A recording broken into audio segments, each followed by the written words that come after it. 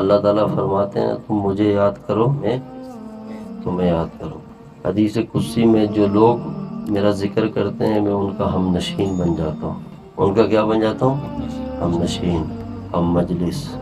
وہ اللہ کے قرب میں آ جاتے ہیں، اللہ کے قرب میں، تقرب میں۔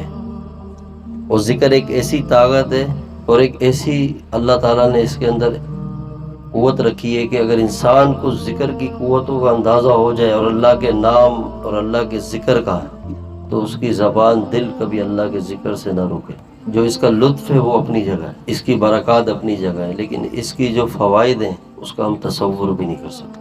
ہمارے سلسلہ نقشبندیہ میں ذکر قلبی ہوتا ہے، ذکر قلبی، ایک ذکر جہری ہے اور ذکر قلبی ہے، دونوں ہی مقصود ایک ہی طرف لے کے جاتے ہیں کہ دونوں کا مقصد اللہ کو یاد کرنا ہے۔ زبان سے اللہ کو یاد کریں تب بھی اللہ ہی کو یاد کر رہے ہیں، وہ کوئی کہے میں دل سے اللہ کا نام لیتا ہوں، وہ تب بھی اللہ ہی کا نام لے رہا ہے، اللہ کی یاد ہے۔ دونوں ذکر قرآن سے بھی ثابت ہیں، احادیث سے بھی ثابت ہیں، شریعت مطہرہ سے بھی ثابت ہیں۔ صحابہ اکرام رضوان اللہ تعالیٰ علیہ اجمعین میں ایسے لوگ تھے جو دونوں ذکر کرتے تھے، دونوں اذکار کرتے تھے، دونوں معاملات۔ آپ صلی اللہ علیہ وسلم کے بارے میں آتا ہے کہ جب آپ آرام کرتے تو آپ کے دل سے آواز آتی تھی اللہ کی۔ صحابہ میں بھی ایسی جماعتیں تھیں جو ذکر خفی کرتے تھے کہ اپنے من میں اللہ کو یاد کرتے تھے۔ جب ہم اللہ کو یاد کریں گے، یاد کرنا کہ اللہ کو پکارنا، اس کا نام لینا، اللہ اللہ اللہ اللہ اللہ۔ تو آپ سوچیں کہ جسے ہم پکار رہے ہیں وہ تو وہ ذات ہے جو ہر جگہ موجود ہے، ہر طرف دیکھ رہا ہے، سن رہا ہے۔ جب پکارا نہیں تو اتنی اس کی انعام اکرام ہے اور اتنی فضل کرم ہے، جب ہم اسے پکاریں گے تو اس کا کیا فضل کرم ہوگا۔ تو انسان کو اللہ تعالیٰ نے یہ موقع دیا ہے، فرماتے ہیں نا کہ جنت میں جانے کے بعد کسی چیز کا افسوس نہیں ہوگا کہ سوائے اس گھڑی کے جو اللہ کی یاد کے بغیر دنیا میں گزار دی ہے، جو اللہ کے ذکر کے بغیر۔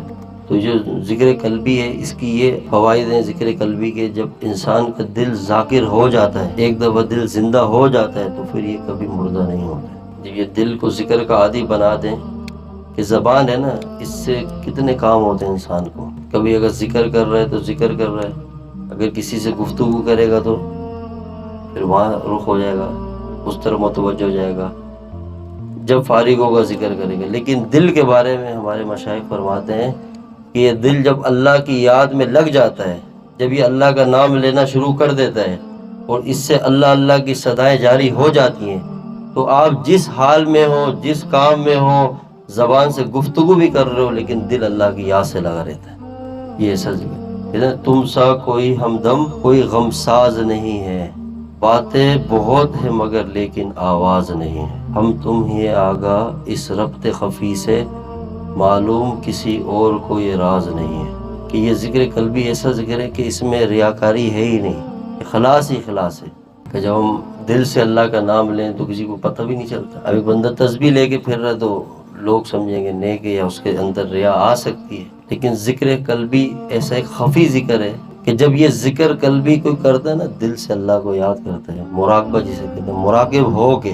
مراقبہ ایک کنڈیشن کا نام ہے، جب انسان کسی ایک کنڈیشن میں آ جاتا ہے، ایک حالت ہے کہ گردن جھکانا اور ایک توجہ سے بیٹھنا، یہ مراقبہ ہے۔ اس مراقبے کے اندر ذکر قلبی جب ہم کرتے ہیں تو فرشتے ایک دوسرے کی طرف متوجہ ہوتے ہیں، ایک دوسرے کو آواز دیتے ہیں اور وہ کہتے ہیں کہ ہمیں اس کا عمل سمجھ نہیں آ رہا، کیا ہے مطلب ہمیں نہیں پتہ چل رہا کون سی نیکی کر رہا ہے، لیکن کیا ہے کہ اس سے کوئی خوشبو آ رہی ہے، وہ خوشبو سے پہچانتے کچھ نہ کچھ کر رہی ہے۔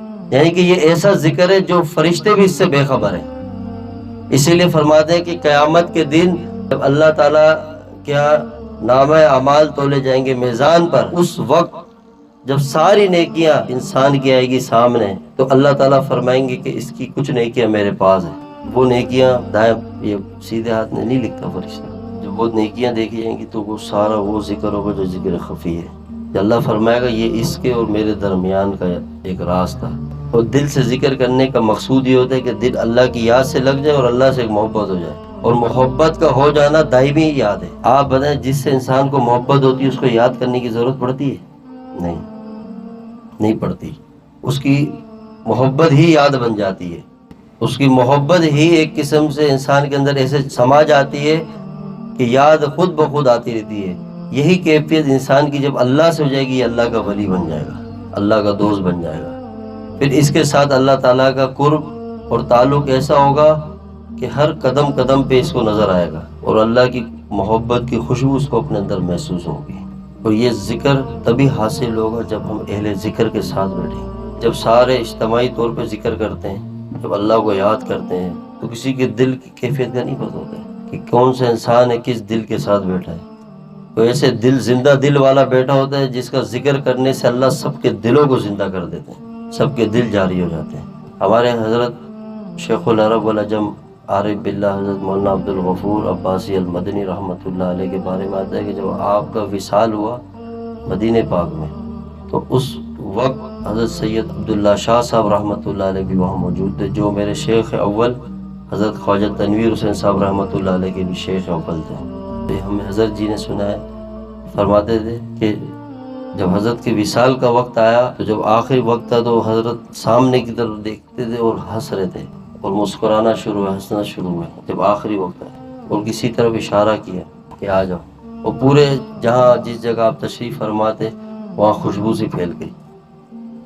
اسی حالت میں کلمہ پڑھا، لیکن جب ایک ہوتا ہے نا ڈاکٹر کو دکھانے کے لیے اطمینان کے لیے، جب لے کر آئے تو ڈاکٹر نے کیا کہا کہ یہ بھی زندہ ہے۔ کیا ہے؟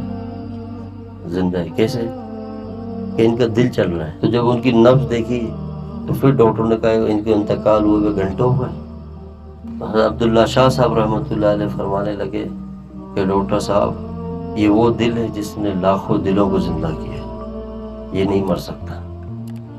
ہمارے حضرت فرماتے تھے کہ ان کا قلب چل رہا ہوتا، اور جب جنت البقیع میں ان کی قبر ہے، حضرت سیدنا عثمان غنی رضی اللہ تعالیٰ کے قدموں کی طرف، کہ جب ان کو ان کی قبر مبارک میں رکھا گیا تو وہاں بھی کفن دل والی جگہ سے ہل رہا تھا۔ تو سوچے کہ یہ کیسی یاد ہے کہ جب یار کی ملاقات کا وقت ہو اور جب قبر میں ہو اور فرشتے آ جائیں اور یہ سوال کرے من رب، کہ تیرا رب کون ہے، دل خود گواہی دے رہے کہ دل سے صدائیں نکل رہی اللہ اللہ کی، زبان کو بولنے کی بھی ضرورت ہے کہ ہم نے رب کو اتنا یاد کیا کہ ہمارے دلوں میں اللہ ہے اور ہم اللہ کو دل میں رہ کے قبر میں آئے۔ ایسی یاد ہے، ایسا ذکر ہے، اور یہ اللہ کی بہت بڑی نعمت ہے۔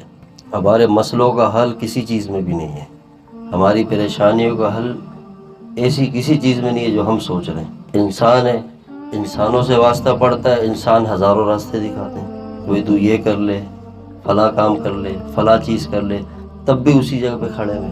ہماری پریشانیوں کا حل اللہ کی یاد کے اندر ہے، اللہ کے ساتھ تعلق میں، اللہ کے ذکر میں۔ جب ہم رب کو یاد کریں گے، رب کو پکاریں گے، تو رب ہی ہے جو پریشانیوں سے نکال سکتا ہے، اور کوئی